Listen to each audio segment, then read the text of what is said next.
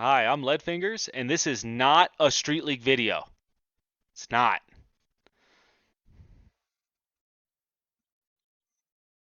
So you might be thinking, Leadfingers, if this video isn't about Street League, then why are you making a video? Well, this video is about the software that Street League uses. That is our custom hex that includes the boost mode function and the linearized RPM limiter. And on the official Street League hex, you can't change any of the settings in that hex. You can't go into the CLI and change the RPM limit or change how long the boost is or how many you get. We have those locked down for security purposes. But now, thanks to Limon, there's a special release of the CAC firmware that has all of the Street League functions in it.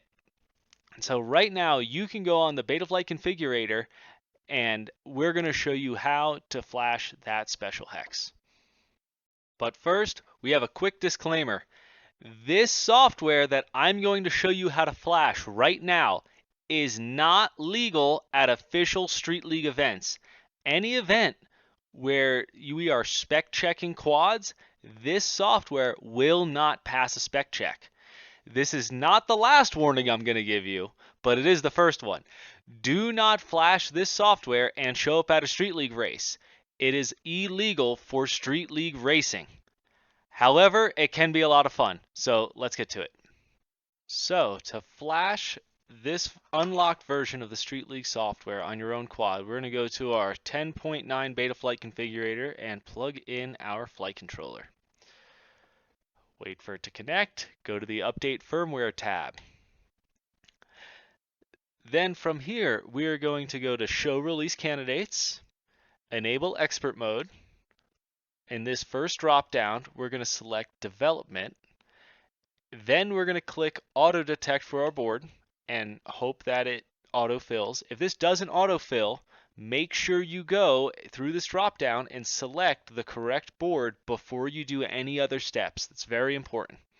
All right, we got Steve from the future here adding in a little extra note. Let's say you hit auto detect and T-Motor F7 or whatever board you have doesn't pop up here. How do I figure out what it is? Well, I'm going to go over here. I'm going to hit connect. And then I'm going to look right here. It's going to say target. And it's going to say T-Motor F7 or whatever your flight controller is. Let's say you're still not sure and you really want to check. You go down to the CLI. You type in version, enter, and it'll say right here, board. Board name, T-Motor F7. That's where you can find it. That's where you can find it. And only do that if auto detect doesn't work. All right, I'm going to give you back to Steve from the past to finish up the how to flash guide. Now, we're going to go to this next drop down. We're going to go down to 4.4.2 CAC special release. And now we're going to go down to our build configuration. This is the last step you need to do to make sure that you're going to get the Street League hex and not the normal CAC hex or any of the others, because there's a lot of them here. So we're going to go to this select commit drop down menu right here. And in the top, there's a text box. Right there, we're going to type capital S, capital L, enter. And then we're going to load firmware online. And the cloud builder is going to build our firmware, and now we're ready to flash. We're going to click flash firmware. I have read all the legalese and hit flash, just like flashing any other flight controller in 4.4. I'm going to take this opportunity while it's loading to state again that this software that I'm flashing right now is not legal at official Street League events. That includes the IO Velocidrone team race, that includes any Street League regionals, that includes any Street League 2023 season events. This firmware is not legal for that. All right, as soon as the flashing's done, we're going to hit connect and we're going to apply custom defaults. This is Steve from the future with another hot tip. Sometimes when you flash your flight controller, it's just not going to give you the little pop-up for apply custom defaults. And when you click to connect to your flight controller, the accelerometer won't work, the gyro won't work. If you go into the configurations tab, all of this stuff will be blank and it looks like you've bricked your flight controller and it's kind of scary.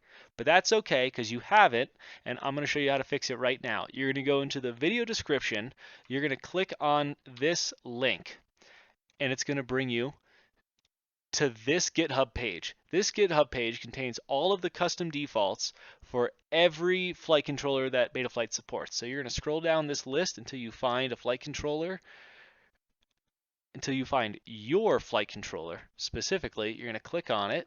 It's going to bring you into this text document. We're going to copy this whole text document, and we're going to go into our CLI. We're going to paste it, and we're going to press enter. Sometimes there's a couple little errors. Typically, they're just fine. Don't worry about it. And then we're going to type in save, and I'm not going to press enter because I just grabbed random ones. But if you connect to your flight controller and everything's blank and it's freaking you out like you bricked it, that's what you're going to do. All right, I'm going to let Past Steve finish up his video. And we're going to hit connect. Going to hit close, and we're going to check that our flight controller is working properly. Configuration, we got gyro update frequency, everything here is looking good. So now that we have Betaflight flashed, you're probably thinking, all right, how do I get to the RPM limiter settings? Well, we're going to go to the CLI, and we're going to type get RPM underscore limiter, and hit enter. And this is all of the RPM limiter settings that we have in the Street League hex. And we will also be posting this document, which gives explanations for every single setting in here, so you can make sure to set up your drone appropriately with the RPM limiter. A couple of highlights here is the Street League RPM limiter uses a PID loop. These PIDs are very tolerant to different motors. So on a Street League drone, these work great. On a 5-inch drone, they should work fine. If you start getting down to like tiny whoop size, you might have to start playing with these.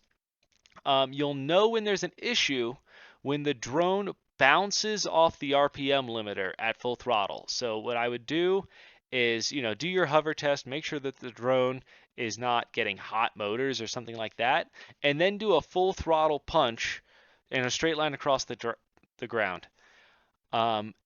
This is wrong. You'll hear the drone fluttering. It'll either sound like D-term flutters, or it could be slower. It's kind of like a pew, pew, pew, where the drone is hitting the RPM limit and then slowly going down and then hitting it again. That means that for whatever drone you're using, these PIDs are wrong and you got to change them. As we go down, there's the RPM limiter, RPM limit. This is just like the one that you guys have seen in the Freedom Spec firmware, the standard CAC firmware. 130 means a 13,000 RPM limit. So you can go up to any number. I would not recommend setting this to a number that is way higher than your drone can hit. There is a procedure for figuring out what a good baseline for this number is on your drone. So this is Leadfinger's super secret way of figuring out where your starting point for an RPM limit is. You're going to set your drone up however you like to fly it. If that's with a throttle cap, if that's with motor output limit, whatever you're doing, you set it up just like that. Fly your battery until it's almost dead. Land the drone. Disarm it. In your disarm screen, you're going to set up max ESC RPM. You're going to arm the drone and you're going to do a full throttle punch along the ground in a straight line. Then you're going to land the drone and you're going to hit disarm. In your disarm screen, there's going to be max ESC RPM, and it's going to give you a number. That number is your starting point for this. And that'll make it so that your drone flies exactly like it did at the end of that battery for the entire pack. That's what that number is going to do. So that's how I recommend you find a starting point for your drone if you would like to try to set up an RPM limiter for yourself. All right, the next setting here is going to be the RPM limit afterburner. That is what we called the boost when we were developing. It was an afterburner. But this is the extra RPM added to the RPM limit while boosting. So by default, it's 16. That is an extra 1600 RPM on top of this RPM limit. and that's how you can make adjustments to that. As we go down, there's afterburner duration. So the standard one is a 5-second boost. So as soon as you hit that boost button, your RPM limit goes from 13,000 standard to 13,000 with an additional 1,600. So that's 14,600 RPM. Then over this 5-second duration, that number, that RPM limit decays down back to 13,000. So if I made this 10 seconds, it would be 10 seconds of boost. All right, the next setting is the RPM limiter afterburner hold to use. This comes from we were testing different ways of making the boost button works. The official one that we're using now, you press the button once and you use the whole boost, and you get 3 of those per battery. This is if you want it to have more of like a boost tank that you can use up little by little throughout your flight, you would turn this to on. So that would be you would only get boost while you're holding the button. The next setting is the RPM limiter afterburner tank count. It defaults set to 3. That is how many boosts you're able to use per battery.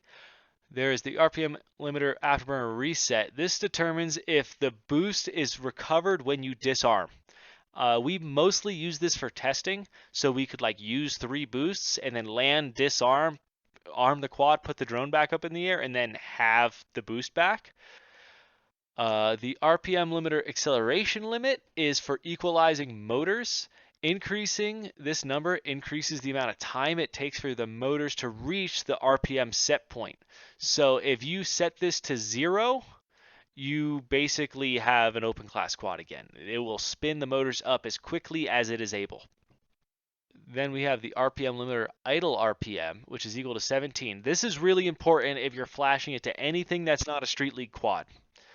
So when the RPM limiter is active and the quad is at idle, so you have 0 throttle, you're sitting on the launch blocks, the Street League RPM limiter is always active.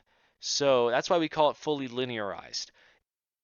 It basically takes your stick position, your throttle position, as a fraction from 0 to 100, and then it takes your RPM limit. So if you're at 50% throttle, you will get exactly 50% of your RPM limit at all times. That's why we call it fully linearized. We feel like it helps with battery sag. It makes it so that your quad will feel exactly the same on the first lap and the last lap. There is no difference in battery feel or quad feel as that battery drains. But one of the drawbacks to that is when you're sitting at 0 throttle on the launch blocks, well, your motors aren't at 0 RPM, and that can mess up the PID loop of the RPM limiter. So this is the setting that fixes that. So the way to set this number on your drone is you have to figure out how fast your motors spin at idle. So you can do this by putting your RPMs in your OSD and then arm the drone and look at the number. You can do this in Betaflight if you're very, very careful on the bench. You can spin the motors up. You can do this by using the disarm screen with Maxia CRPM on it. You can do this a million different ways, but basically figure out what RPM your drone idles the motors at, and you want to put that in here. For 1700 RPM, you would do number 17. And a little tip is if you notice, if you arm the drone and then you try to launch and like the drone doesn't want to take off and it takes a minute to kind of wind up the motors and then takes off, you need to take this number and make it higher. So that there's a thing where if you're at 0 throttle and the RPM limiter is like, okay, you're supposed to be at 1700 RPM, but your drone is actually at 1500 RPM. The RPM limiter is trying to reduce your motor RPM the whole time, but it can't because air mode has basically taken over at this point, and that's more powerful than the RPM limiter. So it basically you end up what is essentially like an I-term wind up, and then when you hit the throttle, it's got to then wind back up to give you your RPM back. So just go in there, adjust this value up a little bit if you're having that issue. And the last setting is going to be RPM limiter full linearization equals on. If you turn this to off, you get an RPM limiter that is more similar to the Freedom Spec RPM limiter. When Sky and Infinity were developing these RPM limiters, basically they didn't know what mechanism for RPM limiting was going to work best, so they developed both of them. And then Street League used the linearized version, and Freedom Spec ended up using the non-linearized version. And they both work really, really well at this point. I'm not 100% sure if the non-linearized version is fully updated in this. So if you want to use that version, I would recommend getting the main CAC hex and then use the RPM limiter in that. If you want to use the linearized version that Street League uses, just leave this on. I wouldn't turn this off. You just flash to their software if you want to turn this off. So now you know how to flash the unlocked version of the Street League hex to any quad you want. And this is your final warning. This software is not street legal. It will not pass a spec check. Do not show up to a Street League event with this version of this software flashed to your quad. But if you want to play around with the boost function, if you want to play around with the linearized RPM limiter, this is the way to do it on any quad you want, and I'm super excited to see what you guys come up with.